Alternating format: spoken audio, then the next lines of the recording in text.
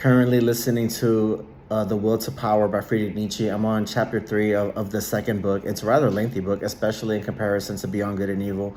But Nietzsche's making plenty of arguments so far. Like with these last 3 books that I've been consuming, not to mention Thus Spoke Zarathustra, Nietzsche makes incredibly compelling arguments about how humanity moves towards protecting weak individuals, right? And towards harming those who present signs of strength, vitality, excellence, those who can dominate, right? Society is moving towards making society better for those who are weak and pliant and submissive.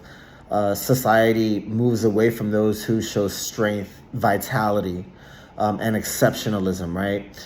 And in chapter 3, he's talking about democratic governments who seek out peace and how this leads to decadence, right? It's almost as if he's making a case for imperialism and colonialism, right? Because he says like the warlike state exemplifies strength, and these are good things, right? The state or a people should want to grow and conquer and expand and continue to grow instead of being meek, humble, retreating to peace and democratic institutions that can lead to decadence.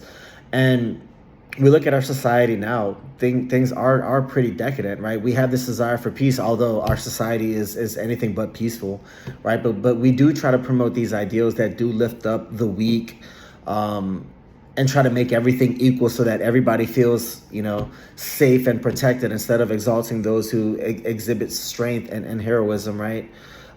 So it's almost like as if he's making a case for colonialism and imperialism. And in fact, I just started chapter 5 of the history of the United States of Latin America. And that's something that I'm going to talk about in the first couple of paragraphs, the historical necessity for imperialism and colonialism.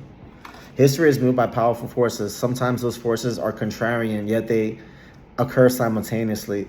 Yet a net result of those forces produces the upcoming historical era, for better or for worse, right? Was imperialism and colonialism necessary? I'm not saying that it was, but in order to create the modern international capitalist order that we currently inhibit, it was necessary for that, for better or for worse. So that's one thing that I'm going to write. Not that overall it was good or bad, but it was necessary to produce the current international capitalist economic order that we currently live in right now.